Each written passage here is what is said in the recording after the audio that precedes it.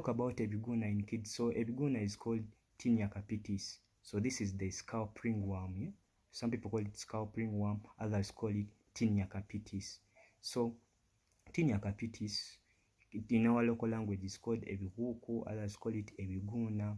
So it commonly affects children like between the age of 2 years to 10 years. Yeah? Tinea capitis.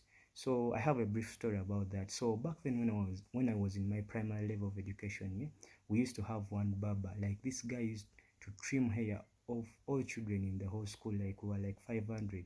So you used to find this guy using the same machine, like shaving all of you guys. So time reached when the whole school had Tinea capitis. Like we were like having powder. Like used to check. I used to go to other salons and people were saying, this guy is typically sick, and like powder, like typical powder was from my head. Yeah? Like you used to find someone, the whole hair the whole head is full of Tinea capitis.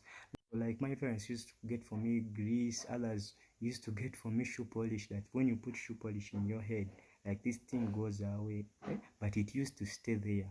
So Tinea capitis is a fungal infection that affects the scalp and hair. So it's a fungal infection that affects the scalp and hair.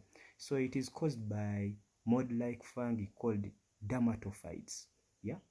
So it is highly contagious, like what we say, like it's common between children between the age of 2 to 5 years. Yeah? So what do you think exposes you to Tinea capitis? So first of all, contact with infected individuals, like direct or indirect contact, like exposes you to getting Tinea capitis. Second, its age. So it commonly affects children between the age of 2 years to 10 years. Yeah? So thirdly, what exposes you to Tinea capitis is having contact with infected animals like pets. So that one also exposes you to Tinea capitis. So living in crowded areas, like those areas which are very crowded, like areas which have a lot of person to person transmission, yeah, also exposes you to Tinea capitis. Then also being with the weak immune system also exposes you to Tinea capitis. Then also poor hygiene, yeah? Like infrequent hair washing, like those people who don't wash their hair, those people who share personal items like combs, brushes, like you're prone to getting Tinea capitis. Yeah? Like also living in tropical or subtropical climates. Yeah? Like this climate which we have in this region favors the Tinea capitis to grow very well. Yeah? So also playing contact sports, like I think you know that contact sports, yeah, you're prone to getting Tinea capitis. So the last one is also like going to these salons whereby they don't like sterilize the trimmers, they don't sterilize those trimming machines, yeah? They don't sterilize them. Yeah? You're prone to getting Tinea capitis. What are the symptoms that your child or you might be having Tinea capitis? So first of all, having itchy, dry, flaky scalp. Like when you have an itchy, dry scalp, that's the first symptom that you might be having Tinea capitis. The second one is bald patches on the scalp. That's also a symptom that you might be having Tinea capitis. The third one is redness and inflammation. Yeah? That one is also a symptom that you might having a pus-filled bump. So that one is also a sign that you might be having Tinea capitis. Also having broken hair. Like it may look like black dots here. That's also a sign that you might be having Tinea capitis. Also having swollen lymph nodes. Like that's also a sign that you might be having Tinea capitis, or your child might be having Tinea capitis, like having those swollen lymph nodes in the neck. Yeah?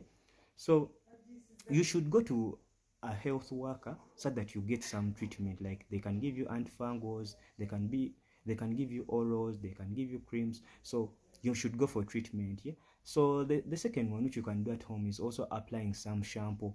So shampoo, like there are specialized shampoos like which can help in treating Tinea capitis. Yeah. So how do we prevent Tinea capitis? First of all, good hygiene practices such as regular hair washing. So that one can help you prevent Tinea capitis. Also, avoiding sharing personal items like combs, like also brushes. Yeah.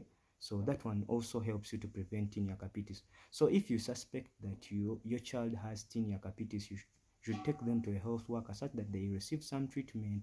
Yes, because it is highly infectious. So it is highly contagious. you see someone can spread it like to the whole school, yeah. Like if you take your child when he has tinea capitis, and like the baba, like if that baba acts like the baba who used to shave me, so that one you might spread the whole school, yeah. So thank you very much. I think you have gotten some information about tinea capitis.